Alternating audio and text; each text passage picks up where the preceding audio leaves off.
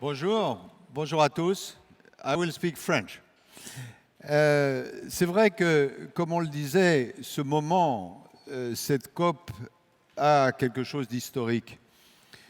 Pourquoi? Parce qu'au fond, si on y réfléchit, c'est un double tournant. Le premier tournant, c'est le tournant des gouvernements.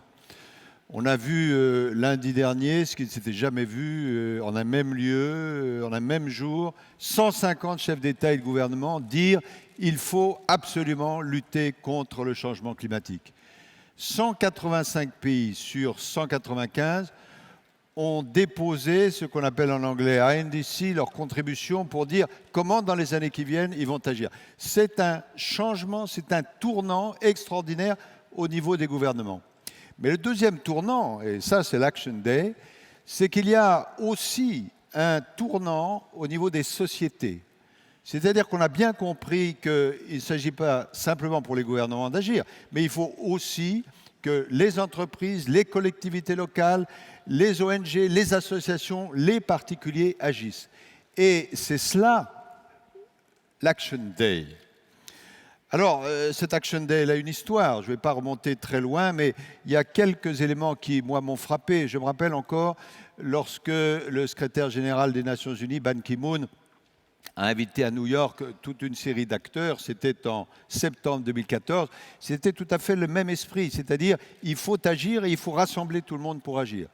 Je me rappelle l'année dernière, Manuel Pulgar Vidal était aux commandes, lorsque à Lima, c'était le premier Action Day. Et à la fin de la réunion de Lima, la COP 20, nous avons décidé ce qu'on appelle l'agenda Lima-Paris, qui finalement aboutit à ce que nous voyons aujourd'hui. Et ce que nous voyons aujourd'hui, c'est des engagements concrets de la part de milliers et de milliers d'entreprises, de collectivités locales, de particuliers en faveur de la lutte contre le dérèglement climatique dans plus de 180 pays. Action Day, donc toute la journée, vous allez avoir des témoignages, à la fois comment on doit protéger la planète par rapport au climat, comment va-t-on habiter demain, comment va-t-on transformer notre système de production. Et je suis sûr qu'à la fin de la journée, on aura bien compris à quel point le tournant est lancé. Il y a bien sûr des hommes et des femmes qui symbolisent tout cela, c'est ceux que vous allez voir pendant la journée. Mais immédiatement, je vais demander aux trois mousquetaires, qui, comme d'habitude, dans les romans sont quatre, de venir me rejoindre.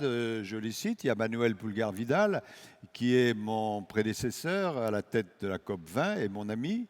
Il y a Christiana Figueres, qui est la secrétaire générale de la CNUCC. Et puis il y a notre ami Pastor, qui est l'adjoint de Ban Ki-moon pour les questions de climat. Quand je dis il y a 4 mousquetaires, en fait, je vais en ajouter 2 autres. Il y en a 6. Ce soir, à l'issue de toute cette journée, il y aura Ban Ki-moon qui conclura les travaux et François Hollande, le président de la République française. Et ils font énormément pour que les choses avancent dans le sens que nous souhaitons. Voilà ce que je voulais vous dire. Action Day, en fait, c'est Action Year et même Action COP. Cette COP 21, ce n'est pas simplement la COP des intentions et des principes. La COP 21 va être un succès parce que c'est aussi la COP de l'action. Merci.